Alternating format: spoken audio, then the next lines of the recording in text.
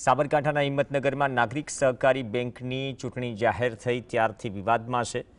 આજે Mahesana board of નોમિનીઝે banking regulation act 1949ની કલમ 10A સુધારા મુજબ કાર્યવાહી કરવાનો ચુકાદો આપ્યો, જેથી વિકાસ પેનલના 6 જેટલા ઉમેદવારોના ઉમેદવારી પત્રો રદ થવાની શક્યતાઓ છે। મહેસાણા બોર્ડ ઓફ નોમિનીઝે આ સમગ્ર મુદ્દે ચૂંટણી અધિકારીને આદેશ કરવામાં આવ્યો છે, જેને લઈને નાગરિક સહકારી બેંકમાં જે જૂના જોગીઓ 2 ટર્મથી ડિરેક્ટર પદ પર હતા તેમની ઉમેદવારી સામે લટકતી તલવાર જેવો ઘાટ ઘડાયો છે। એક્ટ પ્રમાણે 10A નો અમલ કરવો।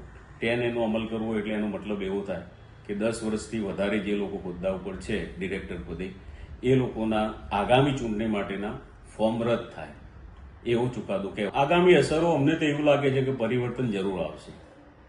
તો આગળ જઈ શકે કેવિયેટ દાખલ કરી છે અમને હાઈકોર્ટની અંદર, અને અમે લોકો બી કદાચ આવતીકાલે જ અમારું હાઈકોર્ટની અંદર આનું બી સુનાવણી થવાની છે।